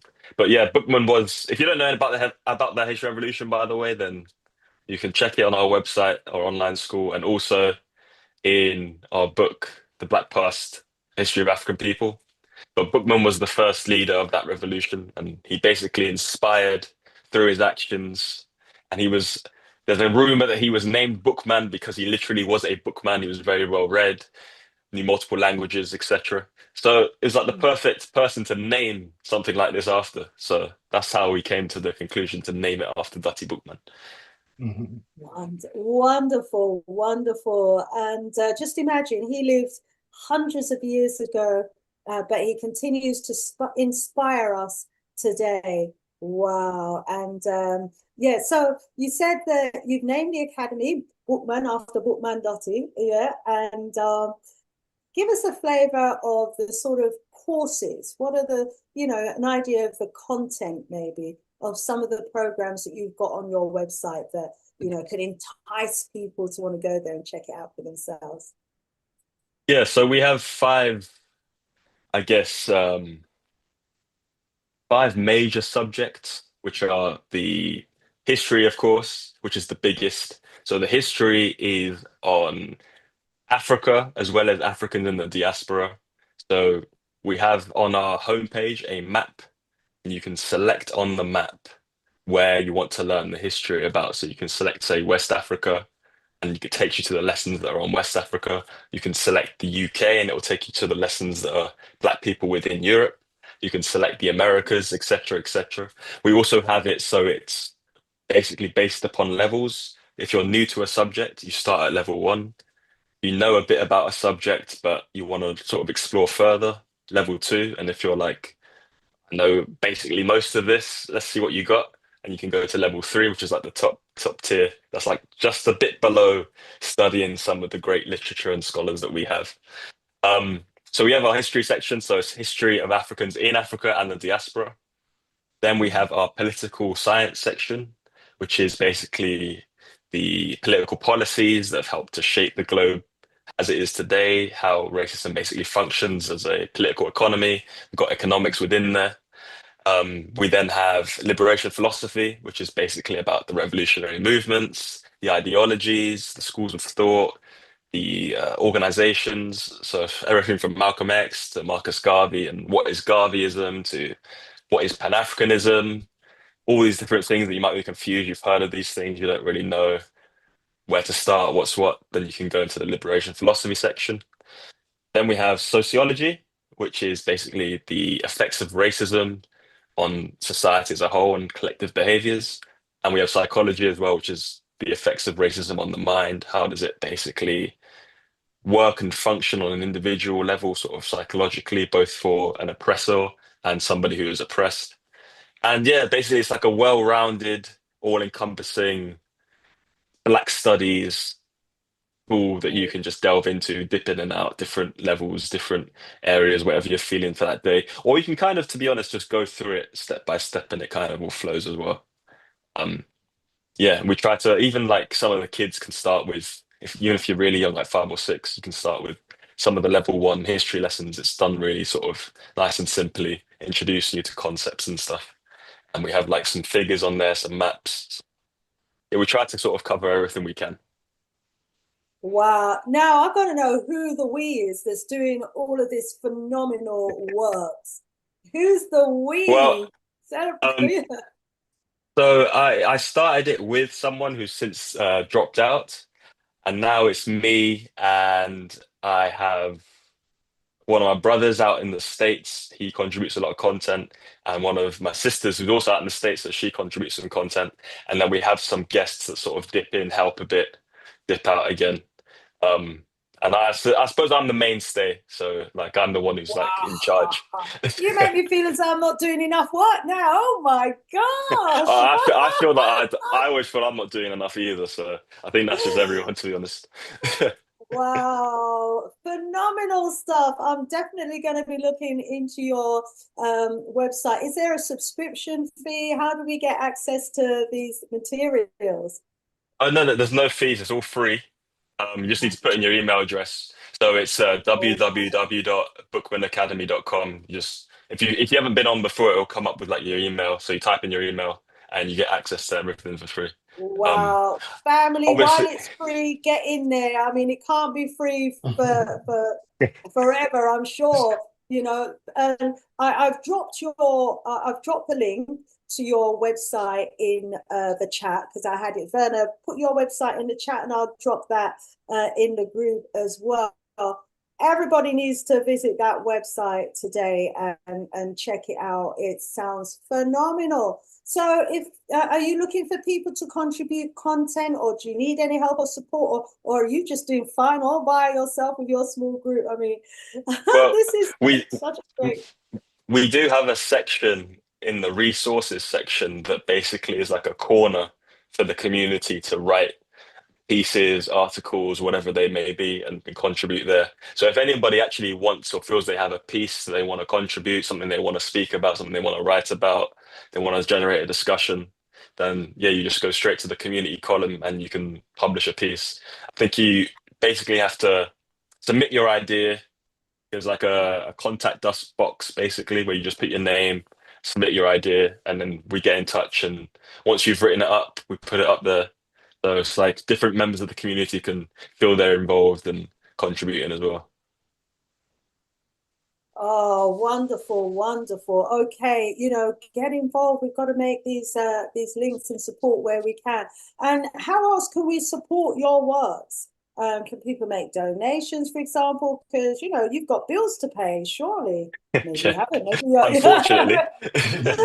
Yeah. The best thing to do is We do have donations, so you can donate. There's a one-off donation or there's a monthly one. But I think the best thing to do, to be honest, is to just buy the products because we sell the books on the website as well. So the website's free, but we have the books that go into a lot more detail to certain subjects. Also, the kids' book. I'll show you it here as well. This is the kids' book. Um, Oh. so the best thing I'd say is because you What's receive the title something. of that book? I'm not seeing the title very well. What's This the one title? is I know it's backwards, isn't it? This is Gods and Pharaohs, the Nile Valley. So it's part one of 8 of the Black Past for children. And I'll show you the Oh, inside as well because it's like yes. all illustrated and Oh, wonderful. Oh, Can I just come wonderful. in there Yes. and say that book, Tyrone, we've got our first children's book competition, and Tyrone's entered that book for it into the competition. He's actually been Oh, shortlisted. So oh, there's 3 people who've been shortlisted for the award. And so we're going to announce the winner on Saturday.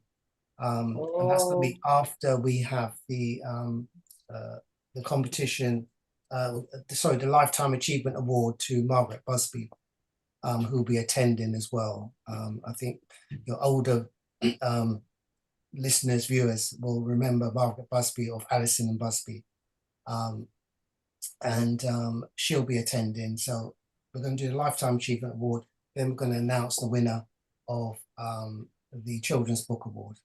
And Tyrone is one of the authors who's been shortlisted in that book in particular.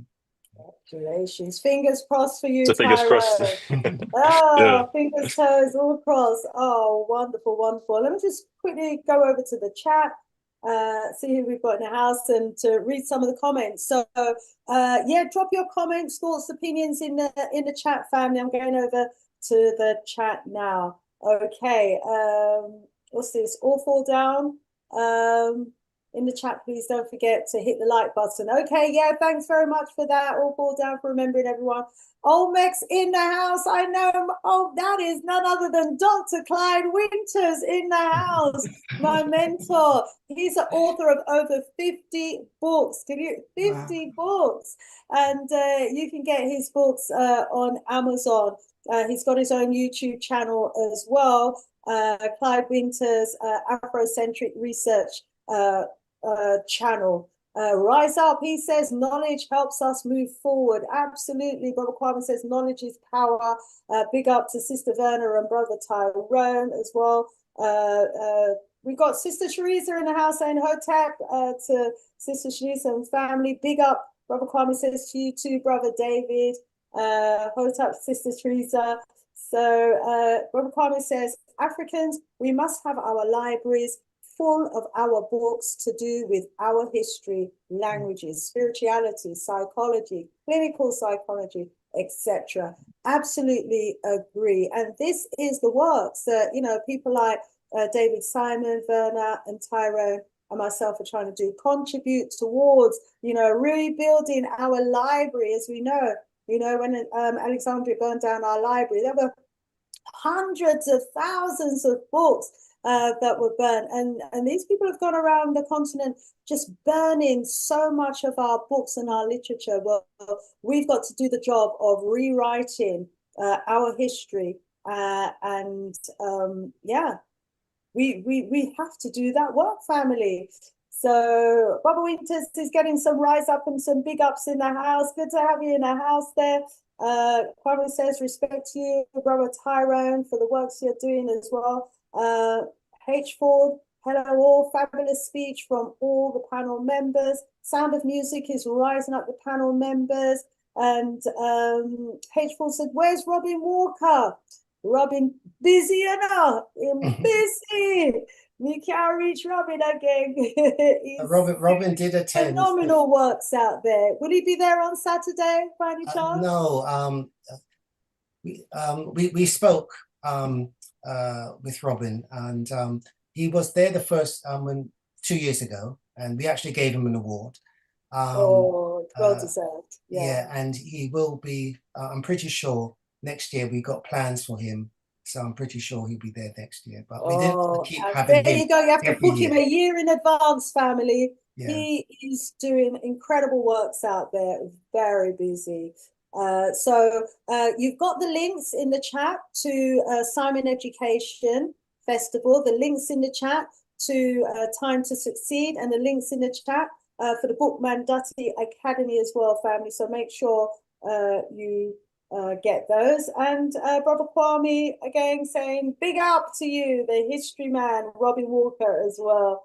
Dr. Clyde is loving the work, saying great ideas around what we're doing. So drop your comments in the chat, family, and I'll read them out as we continue. So it would be lovely if I could maybe share one or two of the, I've still got time, I've got 15 minutes, I can share your websites, each of you. I wonder if I could just jump to, first of all, the Simon Festival one, and do a screen share so that everyone can actually take a look at that page. Simon Education, yep, Oh, okay. I don't know why it's saying that to me. I'm going wrong my thing there. It's saying, just click the link, and it's saying, giving me a 404 message. Not sure why that is.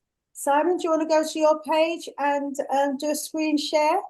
I'll put in again. Yes, drop it again. Werner, do you want to go to your website and do a screen share and get ready as well, man? Let me see if I can click and see if it comes up. I'll just drop it in the chat so people can go Simon's on it. again. Yeah, it's gonna go. Yeah, success this time for Simon's. Okay, fantastic. Let me just do a screen share here. Move it to the right screen. Yeah, if you click on the link festival. Okay. All right, family. So just go to simoneducation.com. Yeah, click on festival. Let's click on festival. Yeah. And we're going to take a look at what's going to be happening this coming Saturday. Here it is, the Black Book Festival, this coming Saturday. Here it is. You can click on that link where it says coming on the 18th. That will you can buy your tickets there. But there's free tickets. So to get to the exhibition is actually free. To get to the seminars is a £12 charge. Oh, there you go. And what is the £12 going to go towards, Brother David? Well, okay, this is one of our main events to raise money for the Seeds Project. So the Seeds Project, for those who say came in after we started, we provide educational resources to about 35 schools, and they have about a student population of about 14,000. We also provide teacher training. So we used to do it live, or we used to do it via Zoom, but now, because we've built an AI teacher training platform, which has got things like video, animation, text to voice, multiple choice questions, etc., etc. Then it just enables us. That's the team there. So there's about 30 of us that run the festival. So that's the team. Big up the team. Yeah. Now it's an event that I couldn't do it. You need at least 30 people to run it because it's gotten bigger and bigger. So I couldn't do it without Neb, my wife, Leonora. Big up, Neb. Dr. Leonora, Simon Blaisdell, Mary Anderson, who does the children's tent. So we got people in charge of the seminar rooms. Each seminar room's the stage. We have a 20 by 20 foot big screen where we now are putting film on it, as well as PowerPoint presentations. So it's all getting more complex in a sense, but it showcases. So people like Werner, people like Tyrone, they can A, network, B, showcase their work, And we really, as an organization, as a festival, we really need to be going down the route of rights. You know, you should be able to sell your rights, your TV rights, your radio rights. But the thing is that the mainstreams, especially in this climate, sometimes they don't want our rights. They want black, but they want black as entertainment. They don't want black as liberation, you see. So we have to become the funders. This festival, I would say 95% we fund it from our own pockets, you know, and it's quite expensive because when you see the hall, it's a huge place to hire, you know, very expensive. So yeah, so it's multifaceted. It's to raise money so the Seeds project can grow, because we need a revolutionary education service, you know, one that deals with early years, one that deals with primary, secondary, tertiary, vocational education, adult literacy. AI has come along, and we can turn it to our advantage, not by imitating. I mean, I've had to use a company who have built what I've said, but I really want to hire the developers myself, so that the programs that we're developing could be delivered in Wolof, Yoruba, Igbo, etc. You know, rather than just a few languages. You know, so and this is happening because you know, young African developers, some who've not even been to university, they are really embracing AI to an astonishing extent, you know, and so we have to, you know, going back to the festival, we hope that it allows us to network, because we've got a sister, a woman coming from America.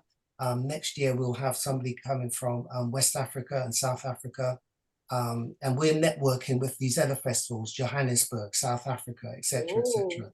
So we need to become Pan-African, you know, part of a Pan-African network. Brilliant. Amazing, amazing work. So family, I mean, I knew where the money was going. I just wanted you to hear where the money was going, and definitely a worthwhile cause. So get your tickets. If you're watching from abroad, you may not be able to attend, but, you know, get your tickets anyway. It's going to a great, great cause.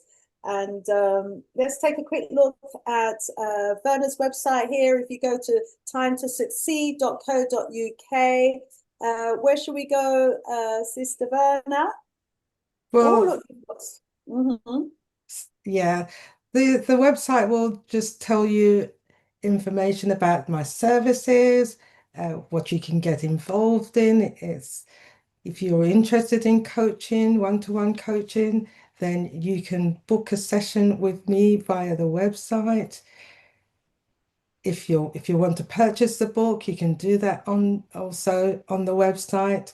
The Time to Succeed course that I talked about earlier, also you can access that on the website. And if it's training that you're interested in, or if you'd like me to come and speak to your group, or if you want to find out further information, then you can also do so via the website. So, yeah, get in touch, find out a bit more about my services, what I do, what I offer, and how I can work with you to help you achieve your goals as well. So, yeah, it's all there on the website. fantastic. Thank you so much, Verna. And there you go. You can go over to the website there for more information. And you should be seeing on the screen now Bookman Academy's website. Is that right? Yeah. Yeah. Okay, fantastic. Where should I go? If you scroll down to the map, and then you can click a region. Say Okay, click. let's go to Central Africa here and see what Click happens. level 1 and see what goes on. Level 1. So I've clicked level 1, but my machine does take a little while. But lovely map there as well. Okay, so it's very interactive, family. So here we go. Central And you Africa can go level straight 1. to the level 1 lesson on Central African empires if you click that. Yes. We're going to learn about the empires of And Central Africa. you can either read it as text format, or if you want, you can click to download it as a slideshow. And then it goes Oh, through a lesson breakdown, what you're going to learn, your objectives, your aims, and then it gets into the content, and you can have a nice little snapshot of the history of Central Africa and the kingdoms and empires that existed there. this is so good for busy school teachers as well, who might just want to grab something to teach about Mhm. African history. The sort of thing we were saying, there needs to be a website that provides, this kind of off the shelf curriculum level information about our Yeah, history. And here it is. Wonderful, wonderful. And see, let's see what other products and yeah. lessons If we you got. go to the This products, that's where lesson you'll find. products. Oh, Uh-huh. if you want to go to explore some more lessons, you can. But Uh-huh. Okay. the products is where our books Oh, are. right. This is where you can find the books, Yeah, all the books. Well done. This is how you can support exactly. Tyrone's work. We have Wow. the two adult books in ebook format as well for anyone that's abroad and doesn't want to pay the shipping fees. You can get it as an ebook instead. Right. And is it distributed directly from your site or is it via Amazon? No, it's from us, directly distributed from us. Oh, you do the So we're postage. yeah, Right, yeah, right. Yeah. Yeah, because it's quite expensive to post abroad, isn't it? yeah. So yeah, they might want to read via uh, the ebooks. Yeah. Oh, brilliant. Well done to you. If you Uh, go as well back up to the lessons, I'll just show a couple of the other subjects we got. okay. Oh, intellectual decolonization is a prerequisite. Oh, university language up here for the creation of successful political decolonization. Wow, awesome, awesome. So let's have a look at some of the You can select content. a topic here if you keep going down. Select a topic. Liberation philosophy, political science. These are all great topics, aren't they? So we just, as it goes across the screen, we just click it, yeah? Yeah, yeah, you can click one. Okay. Excellent. So let's just click here on psychology. When you are filled with self-hate, your mind is reversed. Ooh, meaning you will love the things that destroy you and you will hate the things that advance your growth. By Dr. Amy Williams. Powerful, powerful psychological quote there. It just goes to show how they can flip the script on us. Yeah. Wow. So If you these click different levels level now. one, yeah, if you Mhm. click level one, it will show you three introductory lessons into Oh wow, I could do psychology. some of this on Yeah. my radio show. Yeah, yeah. Brilliant. Yeah, send people to your site. Cognitive dissonance, yeah. Racism and trauma, black on black violence. Wow, which one should I cognitive dissonance? Yeah. Some real psychological Yeah. issues that we need to look at from an African-centered perspective. Right. Click here to download so you can download it as a slideshow and deliver it in the classroom or in my case on the radio. There we go.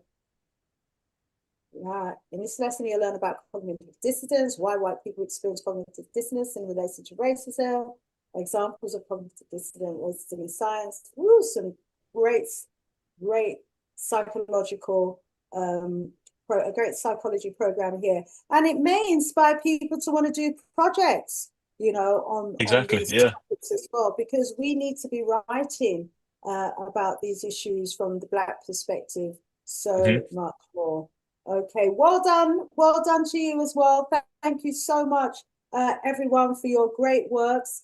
We are 3 minutes away from the top of the hour, so let me use the time firstly to thank you, Sister Verna. Thank you, Brother Thank you. Tyrone and Brother Yeah.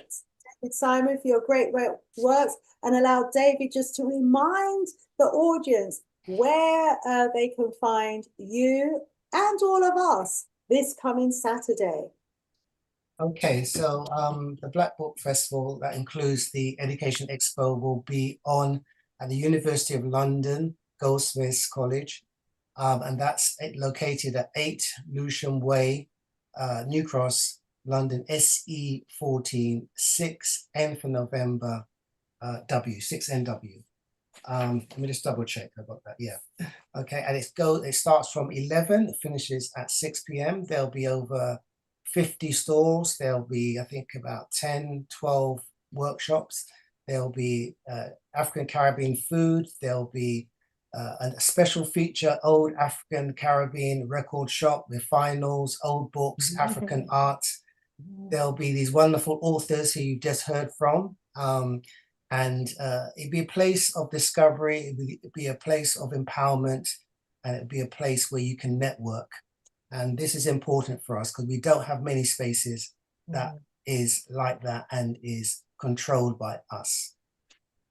So true. Well done to you again, David. Big up yourself every time. Amazing works over nearly 40 years worth of work in this field, and lots of big ups in the chat as well. Rise up, Kate Safar says she's working on her AR website as she's listening to the show and embracing the works that you're all doing. And Brother Kwame saying, bro, he's admiring your bookshelf, saying, I envy you, Brother Simon, your bookstore full of our Pan-African books in psychology, history, political science. He's studying your bookshelf. And big up Sister Verna and Brother Tyrone for your works as well. Kate Safar says, nice and simple website, Tyrone. I hope you heard the classic Erykah Badu song called Tyrone. If not, Of go course, check of it course. out. Amazing websites the families are saying. And Thank you. saying, yes, next Earth Strong, Sister Shanice. Next Earth Strong. Is it your Earth Strong next strong? Brother Kwame Aboje? Family, thank you so much for tuning in. To my special guest for tonight, thank you all so much, and I look forward to meeting you all in person on Saturday. And family, if you come down on Saturday, please do make sure that you introduce yourselves to each of us and let us know that you were watching the show. To each and every one of you, thanks for tuning in. Give us a thumbs up, share the links, share the works. Sister Shanice out of here for now. More love, more strength.